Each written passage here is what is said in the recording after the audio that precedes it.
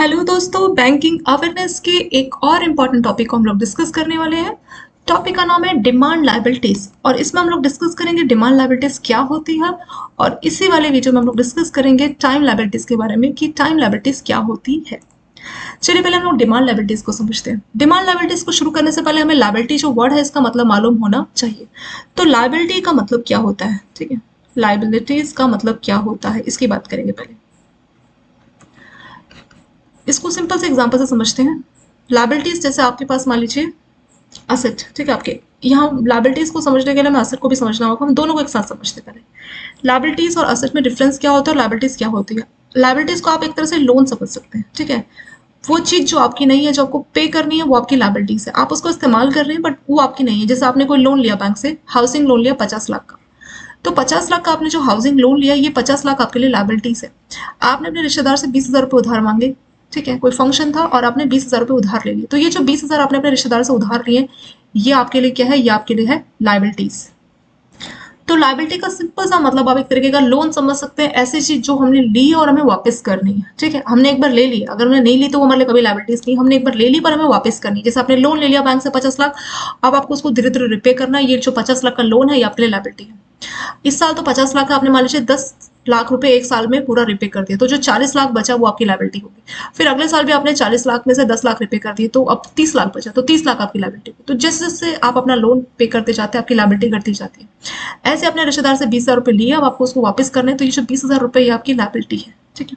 तो लायबिलिटी हम लोग समझ चुके कि ये क्या चीज होती है। असेट क्या होता है। असेट मतलब आपके पास एक घर है, वो आपके नाम पे है, तो ये आपका असेट हो जाएगा, ठीक है। आपके पास एक कार है, वो आपके नाम पे, तो ये आपकी कार जो है ये आपकी असेट हो जाएगी। आपके पास कुछ ज्वेलरी है, मान लीजिए गोल्ड ज्वेलरी, गोल्ड चेन, ये सब है, जिसकी वैल्यू 1 लाख रुपए है, तो ये 1 लाख के आपके पास असेट हो जाएंगे, ठीक है। तो असेट का मतलब ऐसी चीज जो आपकी है, जिसके आप मालिक हैं, तो वो आपके लिए असेट होती है।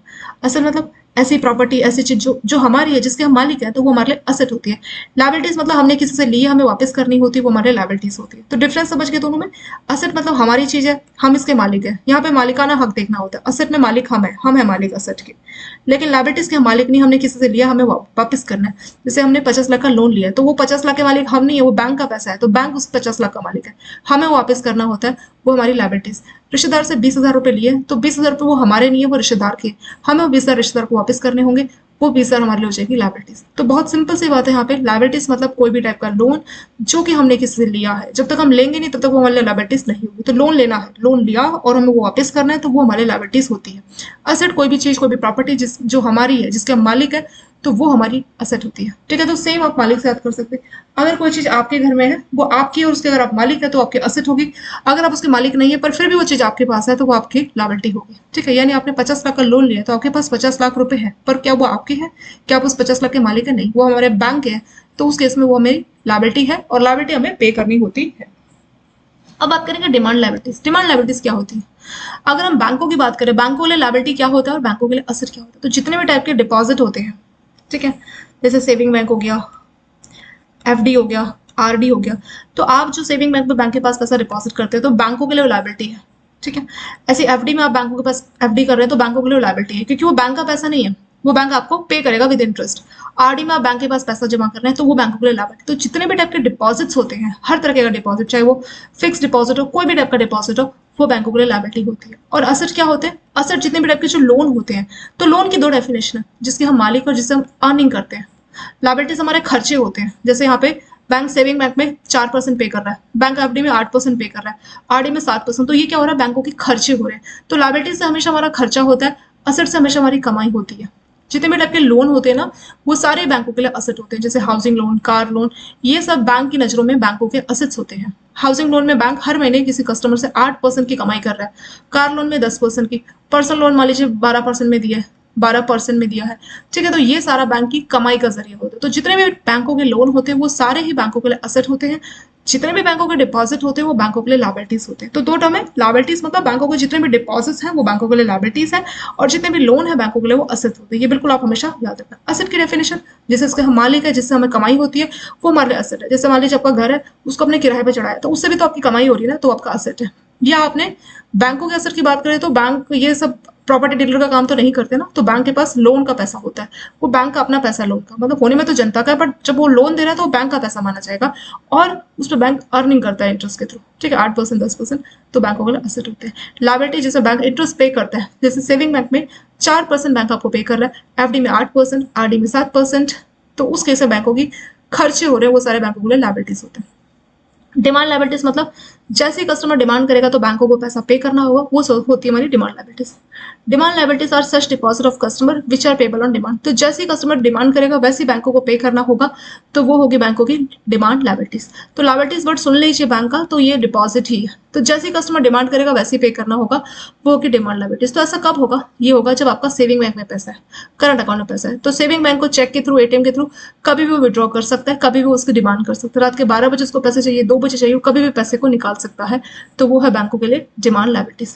Example of demand liabilities, deposit, maintenance, saving, तो जो भी बैंकों के सेविंग बैंक या करंट अकाउंट में जो पैसा होता है जिसको कस्टमर कभी भी डिमांड कर सकता है, चेक के थ्रू, एटीएम के थ्रू, कैसे भी विड्रॉ कर सकता है, तो वो सारी लायबिलिटी बैंकों के लिए होती है डिमांड लायबिलिटीज।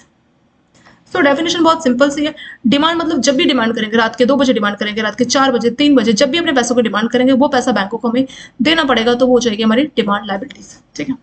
यहाँ पे एक और है टर्म लायबिलिटीज, टर्म या इसको आप टाइम लायबिलिटीज बोल सकते हैं, दो नाम है, टाइम लायबिलिटीज या इसको आप टर्म लायबिलिटीज भी बोल सकते हैं। तो ये क्या होता है? इसका एक स्पेसिफिक टाइम है, जब तक वो टाइम नहीं आएगा तब तक वो बैंकों को नहीं देना, तो वो होगी टाइम लायबिलिटीज। तो लायबिलिटीज पे डिपॉजिट ही है, पर ये डिपॉजिट टाइम आने पे देनी है, टर्म पूरा होने पे देनी है, मैच्योरिटी पे देनी है, उससे पहले नहीं देनी। तो जितने भी टाइप के एफडी होते हैं जिसका एक स्पेसिफिक टेन्योर है, या आरडी होते हैं, तो वो सारे बैंकों के लिए टाइम होते हैं। तो ऐसा नहीं कि एफडी का पैसा कस्टमर को 12 बजे या 1 बजे चाहिए और वो जाके एटीएम से अपना एफडी का पैसा विड्रॉ कर सकते, नहीं, ये पॉसिबल नहीं है। तो इस तरह की लायबिलिटीज को बोला जाता है टाइम लायबिलिटीज। तो एफडी आरडी बैंकों के लिए टाइम लायबिलिटीज का काम करती है। टाइम या term liabilities refers to liabilities which the commercial bank are liable to pay to the customer. Liable मतलब बैंकों की लायबिलिटी तभी होगी कस्टमर्स को after a certain period, certain period मतलब जो भी उनका मैच्योरिटी डेट होगा।